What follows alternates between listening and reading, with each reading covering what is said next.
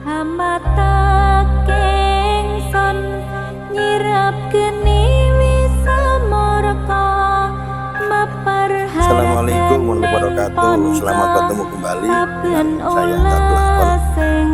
Semoga hari-hari kita tetap bahagia, hari-hari kita tetap semangat, dan tetap dalam lindungan Allah Subhanahu wa Ta'ala.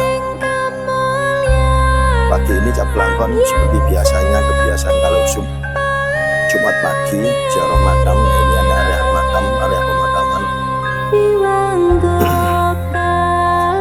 Kalau kita mau berpikir jernih dengan hati yang lapang, pemakaman itu adalah, atau makam itu adalah tempat yang paling bagus, yang paling baik. Assalamualaikum warahmatullahi wabarakatuh. Selamat bertemu kembali dengan saya Cak Belangkon. Semoga hari-hari kita tetap bahagia, hari-hari kita tetap semangat, dan tetap dalam lindungan Allah Subhanahu wa Ta'ala. Pagi ini Cak Belangkon seperti biasanya, kebiasaan kalau Jumat pagi ziarah makam, ini ada area makam, area pemakaman. Kalau kita mau berpikir jernih dengan hati yang lapang, pemakaman itu adalah, atau makam itu adalah tempat yang paling bagus, yang paling baik untuk introspeksi diri kita. Karena apa? Karena dengan kita ziarah ke makam, kita selalu diingatkan dengan adanya kematian, dan kita menjadi sadar untuk nasihat pribadi bahwa yang namanya hidup itu tidak selamanya. Pada akhirnya kita semuanya juga akan kembali seperti mereka-mereka ini, hidup dalam ketenangan.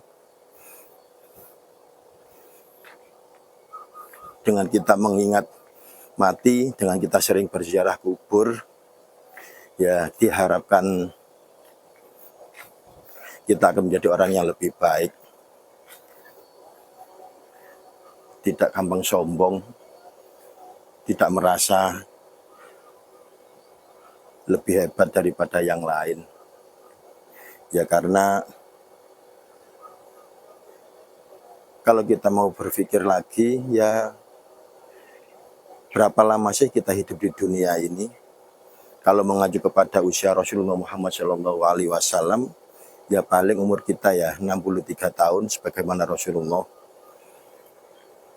Kalau kebetulan sekarang umur kita masih di bawah 63 tahun, berarti ya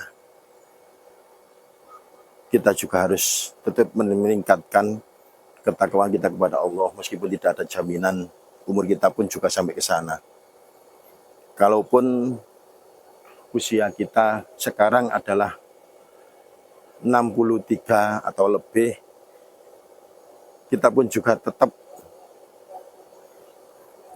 menambah keyakinan, menambah ketakwaan, tambah semangat ibadah, karena itu adalah merupakan bonus dari Allah Subhanahu wa Ta'ala. Selain itu, kuburan atau makam ini pun juga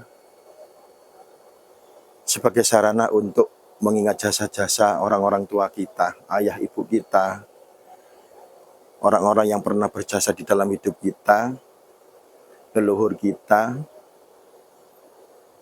Dan ini merupakan salah satu bentuk kita hormat kepada orang tua, karena tidak ada yang diharapkan bagi orang yang masih hidup, terutama kita sebagai anak, di dalam tetap menyambung silaturahmi dengan orang tua kita, selain dengan menziarahi, kirim doa kepada orang-orang tua kita yang mungkin dulu melahirkan kita, membesarkan kita dengan susah payah, memasukkan kita di dalam pendidikan agama, pondok pesantren dan lain sebagainya, dengan serba kekurangan, dengan segala kekuatan jiwa raga harta. Satu yang mereka harapkan yaitu supaya anak-anaknya menjadi anak yang soleh dan solihah. Dan kelak ketika mereka orang tua kita kembali kepada Allah Subhanahu wa taala, ada yang mendoakan mereka untuk kebahagiaan mereka di alam kubur.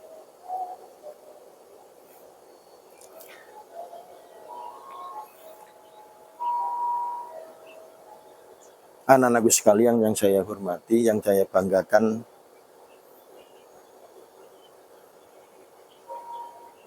kuburan atau makam sekali lagi adalah sebagai salah satu sarana introspeksi kita. Introspeksi diri kita bahwa mengingat kematian sama juga dengan mengingatkan diri kita, hakikat kita. Sopo sih, siapa sih kita ini sebenarnya?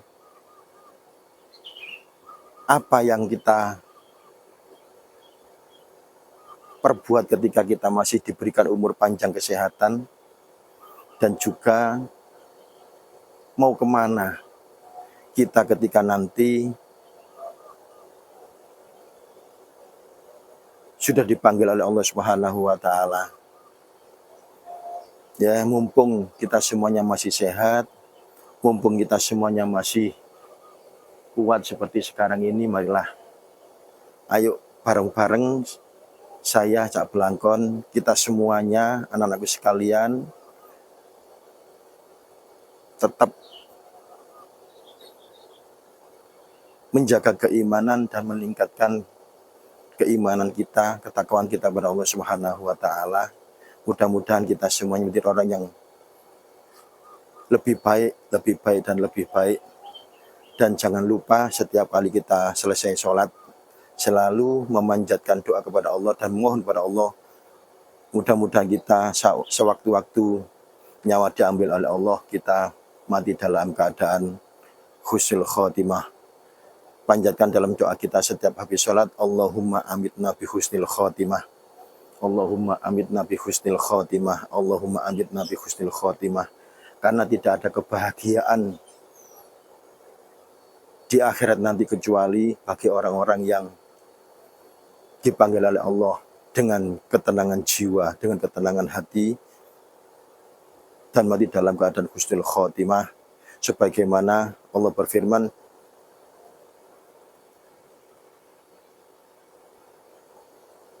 Ya ayyatuhan nafsul mutmainnah, irji'i ila rabbiki radiyatan mardiyah, fadkhuli fi ibadi wadkhuli jannati. Itu yang kita harapkan, mudah-mudahan kita semuanya termasuk dari golongan orang-orang yang mempunyai predikat yang baik ketika mendapat panggilan dari Allah Subhanahu wa taala. Sekian nasihat dan introspeksi untuk diri kita, termasuk saya secara pribadi, Cak Blangkon. Mudah-mudahan kita semuanya tetap sehat, tetap kuat, tetap istiqomah di dalam beribadah kepada Allah Subhanahu wa taala. Saya akhiri. Assalamualaikum warahmatullahi wabarakatuh.